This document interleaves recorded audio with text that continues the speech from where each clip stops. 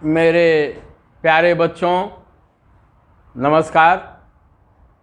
मैं अरुण कुमार राय बेटा वर क्लासेज में आपका स्वागत करता हूं। आज हम लोगों को आपकी पाठ्य पुस्तिका का चैप्टर 6.3 आज हम लोग चैप्टर 6.3 पढ़ेंगे। 6.3 और इसमें क्या है? इसमें है संख्या रेखा पर योग, पूर्णांकों का योग।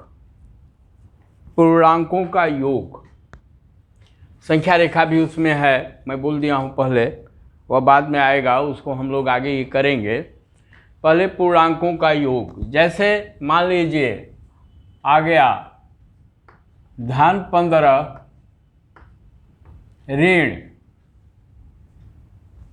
धन 15, पहले धन से चलिए, धन 10। अब यहाँ हम क्या देख रहे हैं? दोनों धनात्मक संख्याएं हैं, तो इसको जोड़ने में कोई हमको दिक्कत नहीं है। 15 धन 10 क्या होगा? 25।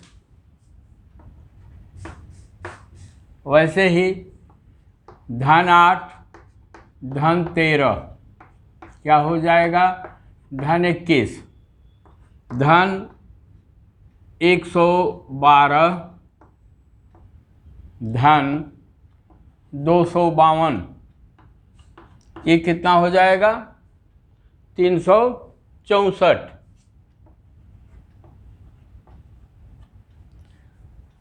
पाठ्यपुस्तिका में इसको कई ढंग से उन्होंने प्रस्तुत किया है, उसको पढ़ लीजिएगा। आप लोग जब कक्षा 1 से ही पढ़ाई शुरू किए होंगे तो जोड़ना, घटाना, ये सब, भाग करना, गुणा करना, ये सब बताया गया है। उसी को कुछ दूसरे ढंग से बता रहे हैं, फिर इसको हम लोग आगे समझ रहे हैं। तो ये धनात्मक संख्याओं को हम लोग देख रहे हैं कि आपस में जुट जा रहे हैं। क्या है? यह धनात्मक है, यह धनात्मक है, ये आपस में जुट गया। जैसे मान लीजिए धन 5820 धन 5, ये क्या हो जाएगा? दोनों धनात्मक संख्या है, तो 20 और 5 ये क्या हो गया? 25। सैकड़ा में है नहीं, हजार में है नहीं, तो ये हो जाएगा 5825। ये तो हो गया। यह बहुत सिंपल रहा है और इसको आप लोग शुरू से ही करते आए हैं। लेकिन अब कुछ सैद्धांतिक चीज़ें आ रही हैं जिसको हम लोग समझें। अब कुछ सैद्धांतिक चीज़ें आ रही हैं जिसको हम लोगों को समझना है। जैसे मान लीजिए धन 8 ऋण 5,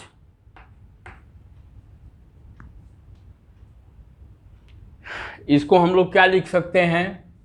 इसको तोड़ करके भी लिखा जा सकता है। जैसे मान लीजिए यह पहले स्टेप होना चाहिए था, इसको हम लोग ऐसे भी कर सकते हैं, लेकिन अब यह बात की चीज़ हो गई। यहाँ आइए, छोड़ दीजिए इसको। ये धन 8 ऋण 5। अब देखा जाए, एक धनात्मक है और एक ऋणात्मक है, दोनों विपरीत चिन्ह वाली संख्याएं हैं। दोनों विपरीत चिन्ह वाली संख्याएं हैं। तो ऐसे प्रश्नों को हल करते समय हमें जो है पहले देखना ये चाहिए कि किस चिन्ह वाली संख्या ज़्यादा है, उसका मान ज़्यादा है, धनात्मक वाली की अथवा ऋणात्मक की। यहाँ पर क्या है? धनात्मक है, तो यहाँ हम लोग लिखेंगे धन। अब 8 में से 5 घटा दीजिए, कितना हो जाएगा? धन 3 हो जाएगा। वैसे ही जैसे मान लीजिए आ गया 98 माइनस 83,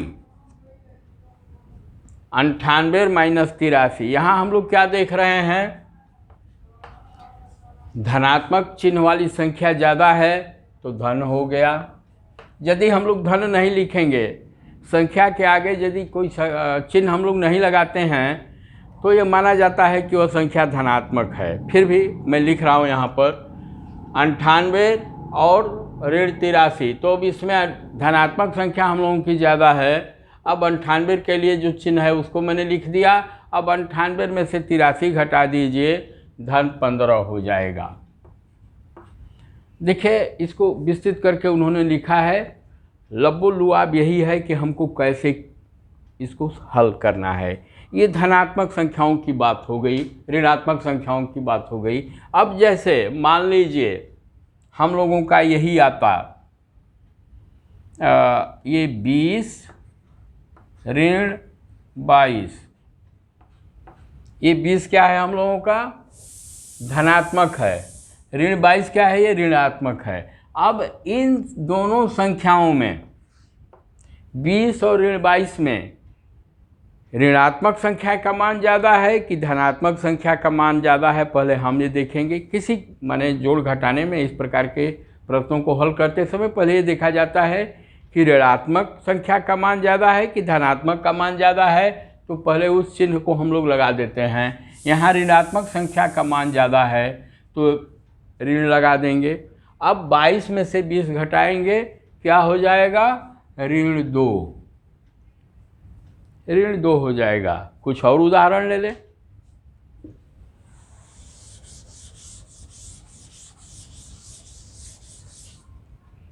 कुछ और उदाहरण हम लोग ले लें। जैसे मान लीजिए आपने लिया 38 माइनस 138, 38 माइनस 138। यहाँ ऋणात्मक संख्या का मान ज़्यादा है तो हम लोग पहले ऋणात्मक संख्या का ऋण लिख लेंगे।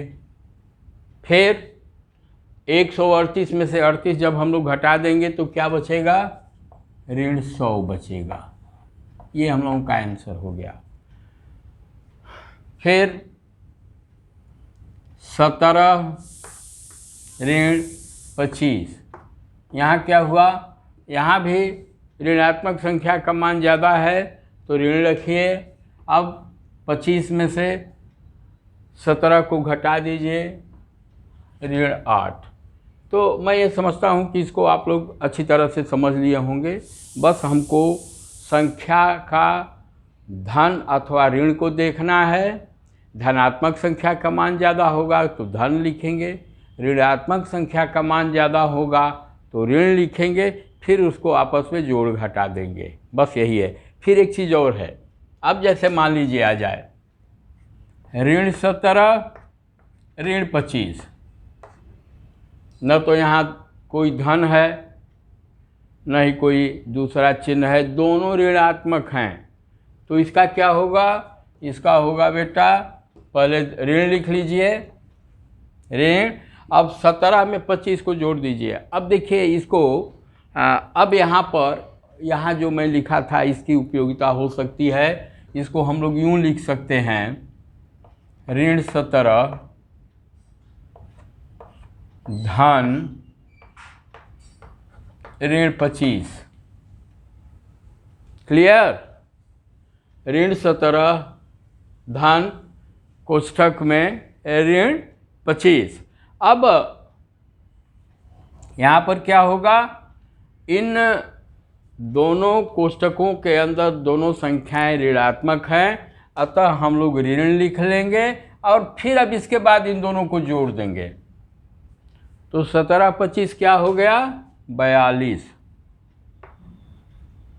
ये हो गया 42। ऐसे ही दो ऋणात्मक संख्याएं हैं तो उसका रिजल्ट ऋणात्मक रहेगा और दोनों को जोड़ दिया जाएगा, ऐसे जैसे मैंने किया है।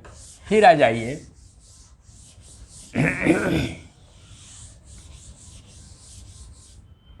अब फिर आगे क्या कह रहे हैं, ये कह रहे हैं कि दो धनात्मक, हाँ ठीक है, दो धनात्मक पूर्णांक प्राप्त करें तो उन्हें जोड़िए।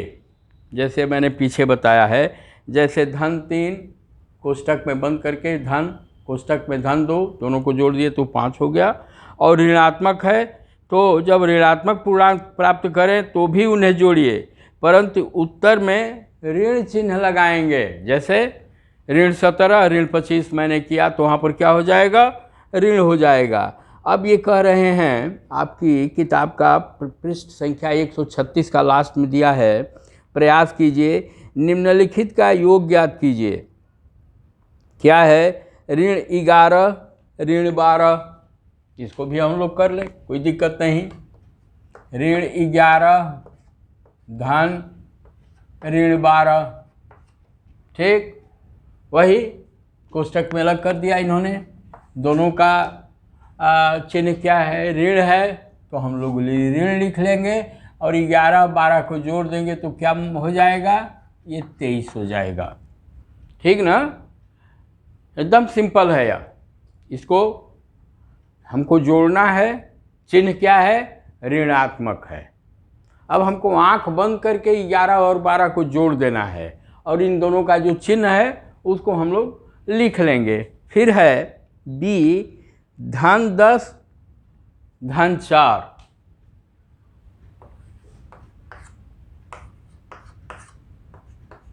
धन 10 धन 4। ये क्या होगा, पहली बात ये दोनों संख्याएं धनात्मक हैं, हम लोग धन लिख लेंगे। अब 10 में 4 जोड़ेंगे तो क्या होगा, 14, सिंपल है यार। फिर है ऋण 32 ऋण 25, ऋण 32 धन ऋण 25, ठीक बेटा। अब इसका चिन्ह क्या है, दोनों का चिन्ह क्या है, ऋणात्मक है, तो पहले हम लोग ऋण लिख लेंगे। देखिए यही एक धन रहता और एक ऋण रहता, तब हमको सोचना पड़ता। सोचना क्या पड़ता, जो ज़्यादा चिन्ह वाला होगा पहले उसका चिन्ह लिखेंगे, फिर दोनों को घटा देते। लेकिन यहाँ पर दोनों ऋणात्मक है, अतः ऋण हम लोग लिख लेंगे और फिर इन दोनों को जोड़ देंगे। तो 32 और 25 जोड़ेंगे तो क्या होगा, 57 होगा। फिर आ जाइए डी, 23 धन 23 धन 40,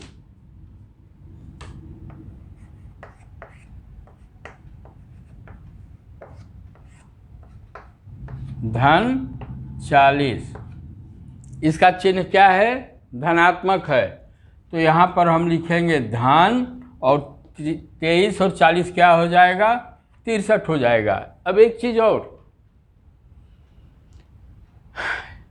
इसको केवल समझाने के लिए हम लोगों को ऐसे कर रहे हैं।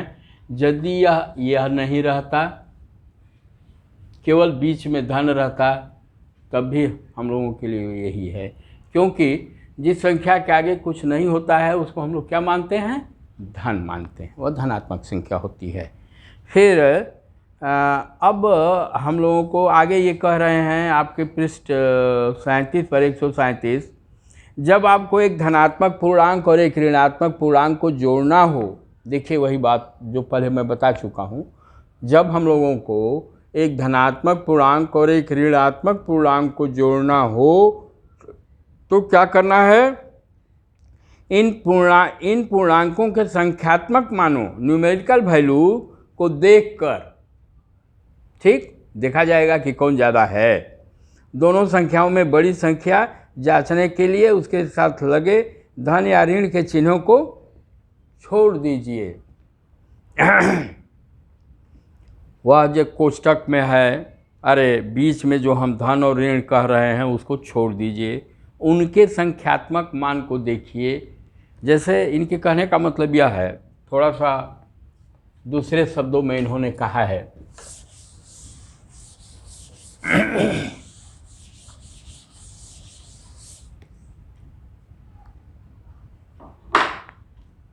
जैसे ये कह रहे हैं, जोड़ने की बात कर रहे हैं। जैसे मान लीजिए धन 40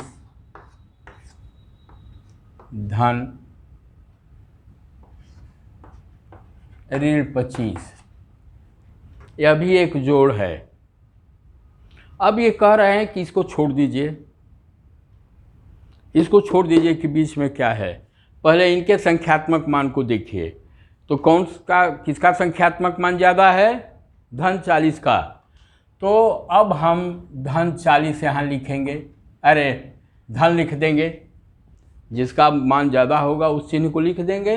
अब 40 में से 25 को घटा देंगे क्योंकि यह ऋणात्मक है, तो क्या हो जाएगा? धन 15 हो जाएगा। यह जोड़ने की बात कर रहे हैं। अतः जब आपको एक धनात्मक पूर्णांक और एक ऋणात्मक पूर्णांक को जोड़ना हो, अब बात समझ गए ना, तो आपको इन पूर्णांकों के संख्यात्मक मानों को देखकर दोनों संख्याओं में बड़ी संख्या जांचने के लिए उसके साथ लगे धन या ऋण को देखिए, को छोड़ दीजिए। सहायता के लिए कुछ है, जैसे धन 5 ऋण 8, जैसे कोष्टक में बंद कर दिया इन्होंने। अब इसको तोड़ करके किए हैं, मान लीजिए हम लोग एक लाइन में ही कर दे रहे हैं आपके स्टैंडर्ड के लिए। इन्होंने इसको इस ढंग से कर दिया है, कोई बात नहीं, यह बेसिक चीज़ है। इसके लिए बहुत हम लोगों को मेहनत करने की और घबराने की बात नहीं है, बस थोड़ा सा यहाँ खोल करके देखने की बात है। जैसे यह धन 5, फिर धन ऋण 8, इसको क्या कह रहे हैं? इसको कह रहे हैं कि पहले आप लिखिए धन 5, इसको लिखिए ऋण 5, फिर इसको लिखिए ऋण 3। यह ऋण 8 को इन्होंने 5 और 3 में तोड़ दिया, ऋण 5 ऋण 3। अब ये क्या हो गया? ये कट जाएगा आपस में। क्या बचा हम लोगों का? ऋण 3। किसी भी प्रकार से नाक चाहे ऐसे पकड़िए चाहे ऐसे पकड़िए, एक ही चीज़ है। फिर है धन 6 ऋण 4, ठीक। तो धन 6 को उन्होंने 4 और 2 में तोड़ दिया, मतलब धन 2 आएगा। अब प्रयास कीजिए, निम्नलिखित में से प्रत्येक का योग ज्ञात कीजिए। ऋण 7 धन 8, अब ब्लैक बोर्ड पर मैं नहीं चल रहा हूँ, बोर्ड पर नहीं चल रहा हूँ। क्या है? ऋण 7 धन 8 क्या होगा? 1 होगा। वैसे तोड़ करके आप चाहेंगे तो टूट जाएगा। ऋण 7 ऐसा हो गया। धन 8 को क्या कीजिए? धन 7 धन धन 1 ऐसे कर देंगे। ऋण 9 धन 13।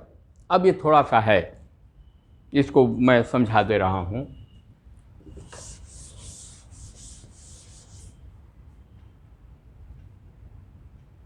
ये है ऋण 9 धन धन 13। अब इसको हम लोग चाहें तो ऐसे भी कर सकते हैं, ऋण 9 धन 9, तो 13 को तोड़ दें, धन 4 तोड़ा जा सकता है। तो ये क्या हो जाएगा? ये आपस में कट जाएगा, धन 4 बच जाएगा। अथवा इनके संख्यात्मक मान को देखें कि किस चिन्ह वाला ज़्यादा है। तो क्या है? धन वाला ज़्यादा है, तो इसको हम लोग क्या लिखेंगे? धन। अब 13 में से 9 को घटा देंगे, क्या बचेगा? 4। फिर है धन 7 ऋण 10, ऋण 3 आएगा, वैसे आप लोग तोड़ लीजिएगा। फिर है धन 12 धन ऋण 7, वैसे ही 12 को 7 और धन 5 में तोड़ दीजिए, चाहे ऐसे कर दीजिए, कोई दिक्कत नहीं है। अब देख रहा है अगला हम लोगों का है 6.3.1 संख्या रेखा पर पूर्णांकों का जोड़ना। अब संख्या रेखा पर हम लोग कैसे क्या जोड़ते हैं इसको समझा जाए। यह एक बहुत महत्वपूर्ण चैप्टर है।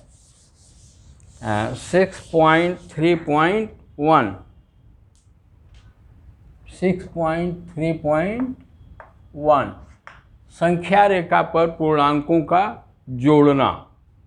जैसे मान लीजिए 5 धन 3 हमको जोड़ना है, संख्या रेखा पर दिखलाना है। तो पहली बात तो ये कि हम संख्या रेखा खींचेंगे। यह मान लीजिए 0 है। अब इस पर समान इकाई पर चलिए, 2 3 4 5 6 7 8 9 10।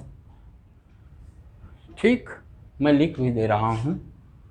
1 2 3 4 5 6 7 8 9 10। अब ये दोनों संख्याएं क्या हैं? संख्या रेखा पर निरूपण करने के लिए ज़रूरी है कि सबसे पहले यह देखा जाए कि वे संख्याएं क्या हैं। तो यहाँ पर क्या है, संख्या रेखा पर जाने से पहले हम लोग देखेंगे कि संख्या का मान धनात्मक है, ऋणात्मक है। दोनों संख्याएं धनात्मक हैं। धनात्मक के लिए हम लोग संख्या रेखा पर 0 के किधर चलते हैं? दाहिनी तरफ चलते हैं। किधर चलते हैं? दाहिने तरफ। बाएं तरफ क्या होता है? ऋणात्मक संख्याओं का निरूपण होता है। तब अब पहले हम लोग +5 चलेंगे। 5 इकाई चलेंगे। तो 1 2 3 4 5, ये 5 है। यहाँ से 0 से हम लोग आ गए 5 पर। ठीक, 5। फिर 3 इकाई चलने के लिए कह रहे हैं। तो यहाँ से 3 इकाई, 1 2 और 3, कहाँ आ गए हम लोग? 8। अब देखिए 5 धन 3 हम लोग करते हैं तो क्या आता है? धन 8 आता है। ठीक, संख्या रेखा पर भी वही हो रहा है, सेम चीज़ हो रही है। फिर है संख्या रेखा पर ऋण 3 और ऋण 5 को जोड़ें। आ गई बात, बहुत बढ़िया।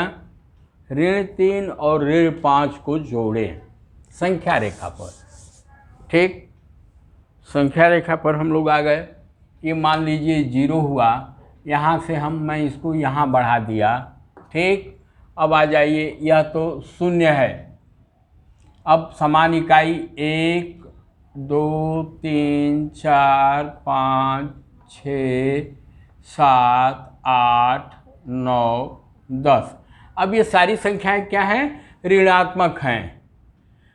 ऋण 1, ऋण 2, ऋण 3, ऋण 4, ऋण 5, ऋण 6, ऋण 7, ऋण 8, ऋण 9, ऋण 10, और चलते चले जाइए। संख्या रेखा का तो कहीं अंत ही नहीं है, अनंत है। अब हमको इस पर जोड़ना है ऋण 3 और ऋण 5। यह ऋण 3 धन ऋण 5। यह देखिए, यह सुविधा के लिए हम लोग करते हैं। क्या है इसका मतलब? पहली बात तो ये कि दोनों ऋणात्मक संख्याएं हैं और दोनों को हमें जोड़ना है। अब देखिए क्या होगा। पहले संख्या रेखा पर हम लोग ऋण 3 इकाई चलेंगे। ऋण 3 के लिए क्या होगा? हम लोगों को संख्या रेखा पर किधर चलना पड़ेगा? 0 के बाईं तरफ। 0 से बाईं तरफ ऋणात्मक संख्याओं का निरूपण होता है। तो 0 से बाईं तरफ 3 इकाई आइए। 3 ये है, यहाँ से आप यहाँ आ गए। फिर यहाँ से इसके बाईं तरफ चलिए। क्यों? इसलिए चलिए कि वो ऋणात्मक है। 5 आ जाइए। तो 1 2 3 4 और 5, ये हम लोग आ गए। ये कितना हो गया? ऋण 3 ऋण 5 को जब हम लोग जोड़ेंगे तो क्या होगा? ऋण 8 होगा। और यहाँ भी संख्या रेखा पर भी हम लोगों का निरूपण वही हो रहा है। फिर ये कह रहे हैं संख्या रेखा पर धन 5, अब ये आपका थर्ड है, पृष्ठ संख्या 138। धन 5 और ऋण 3 का योग ज्ञात कीजिए। बहुत बढ़िया। देखिए, चाहे वह संख्या बड़ी हो चाहे छोटी हो, योग के लिए, व्यवकलन घटाने के लिए सारी सिद्धांत और नियम एक ही है। भले ही उसका मान चाहे बड़ा हो चाहे छोटा हो, नियम सेम है। ऐसा नहीं है कि संख्या बड़ी हो गई तो उसके लिए नियम कुछ और संख्या छोटी है तो उसके लिए कुछ नियम और। तो यहाँ पर क्या कह रहे हैं, धन 5 ऋण 3, ये धन 5 है, धन ऋण 3। देखिए कोष्टक में लिखने से सुविधा हम लोगों को यह होता है कि संख्या का जो चिन्ह है वह हमको मालूम रहता है और हमको क्या करना है, इसको जोड़ना है। अब ऊपर वाले को थोड़ा सा इसको हम लोग ऐसे कर दें। अब कह रहा है कि धन 5, तो संख्या रेखा पर धन 5 चलेंगे, मतलब 0 से 5 इकाई दाहिने चलेंगे। तो हम लोग कहाँ आ गए, ये 0 है, 5 इकाई कहाँ आ गए हम लोग, ये यहाँ आ गए, 5 पर आ गए, धन 5 हो गया ना, 1 2 3 4 और 5। अब यह तो हो गया पहली चीज़, पहली शर्त हम लोगों ने इनका पूरा कर लिया। अब क्या कर रहे हैं, धन ऋण 3, ऋणात्मक संख्याओं के लिए हम लोग क्या करते हैं, बाईं तरफ चलते हैं।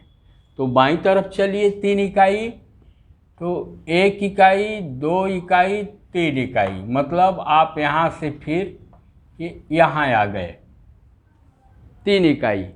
अब कितना बचा, 1 और 2। इसको भी जब हम लोग हल करेंगे तो क्या बचेगा, धन 2 बचेगा। फिर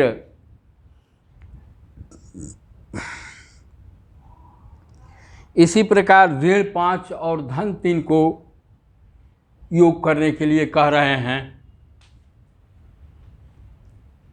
इसी को इन्होंने बदल दिया, इसको इन्होंने कर दिया ऋण 5 धन 3। कोई बात नहीं, कोई बात नहीं, इसमें अब आप लोग धीरे धीरे दक्ष हो रहे हैं। ऋणात्मक संख्या है, यह ऋणात्मक है, ये क्या है, धनात्मक है। तो ऋणात्मक क्या होगा, 0 से बाईं तरफ कितना, 5 इकाई। तो 0 से 5 इकाई यहाँ है, यहाँ आ गए 5 पर हम लोग आ गए, 5 इकाई आ गए हम लोग। अब 5 इकाई कहाँ है, 0 से बाईं तरफ, इसलिए केवल ऋण 5 है। अब फिर कह रहा है धन 3, तो 5 से, अब 5 के दाहिने तरफ, क्योंकि धनात्मक संख्याएं कहाँ होती हैं, दाहिने तरफ होती हैं। तो अब यहाँ से 3 इकाई आ जाइए, 1 2 और 3, आप यहाँ आ गए। यहाँ भी क्या बचा, यह, अब देखिए यह 2 बचा, 1 और 2, लेकिन क्या है इसका मान, ऋण 2 है, अतः इसका मान क्या हो जाएगा बेटा, ऋण 2 हो जाएगा।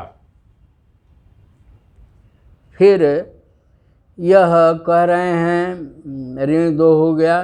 अब प्रयास कीजिए संख्या रेखा का प्रयोग करते हुए। अब पृष्ठ संख्या 139, संख्या रेखा का प्रयोग करते हुए निम्नलिखित का योग ज्ञात कीजिए। बहुत बढ़िया, ऋण 2 धन 6,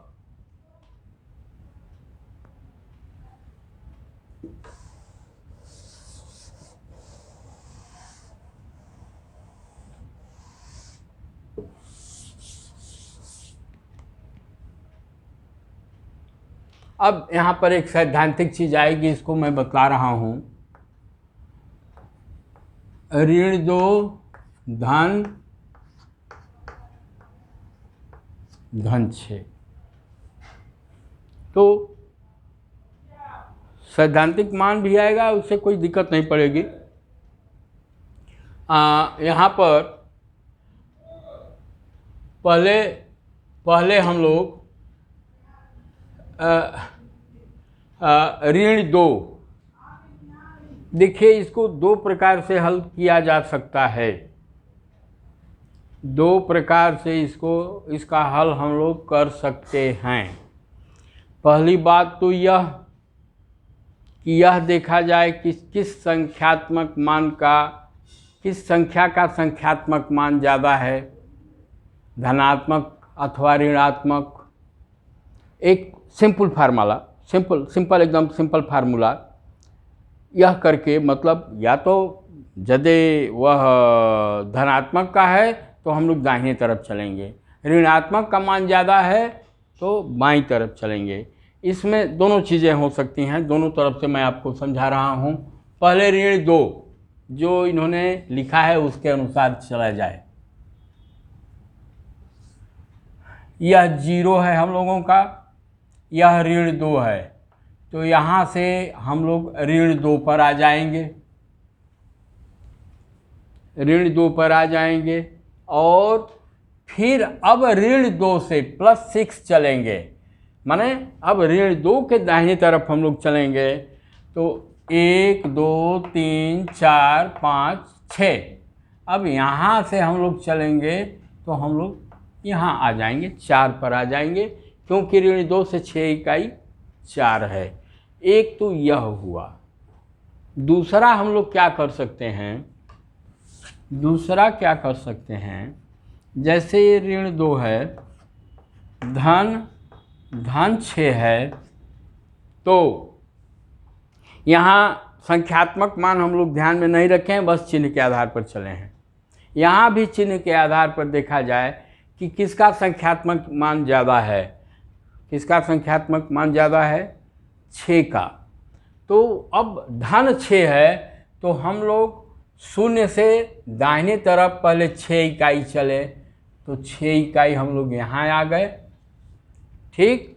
और फिर उसमें से ऋण 2 इकाई 6 के बाईं तरफ आ जाएंगे, तो 1 और 2 ये हो गया,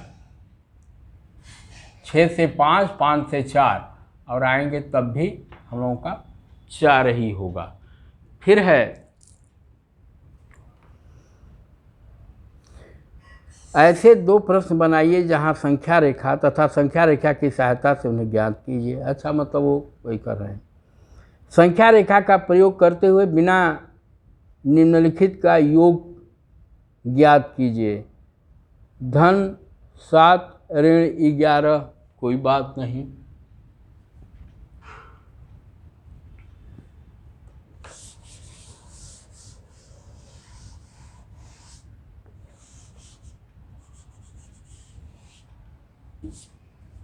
धन 7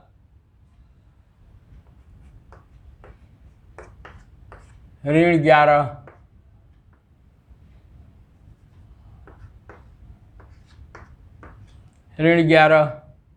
ठीक है, आ जाइए। यह 0 है, 0 से हम लोग 7 पर आ जाएं सीधे, ये धन 7 हो गया। अब वहाँ से 7 से ऋण 11, ऋणात्मक है तो क्या आएंगे, बाईं तरफ आएंगे।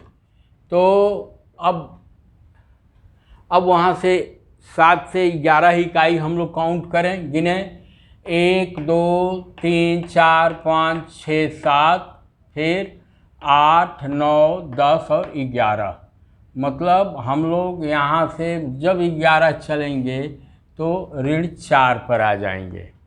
और इसका ऐसे भी यदि हम लोग हल करते हैं तो क्या उत्तर है, ऋण 4, ठीक।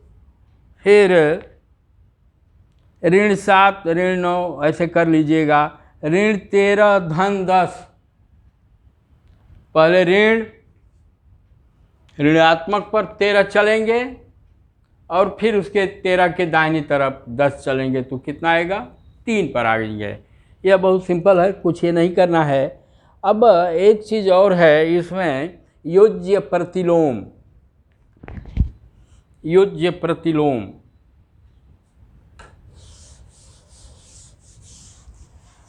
मैं सोच रहा हूँ कि इस क्लास को यहीं ख़त्म करूँ, क्योंकि योज्य प्रतिलोम और फिर उसके आगे के उदाहरण और फिर प्रश्नावली हम लोग अगले क्लास में हल करेंगे। अतः ये यदि आपको अच्छा लगा हो तो इसे आप लोग लाइक करें, शेयर करें एवं सब्सक्राइब करें। धन्यवाद।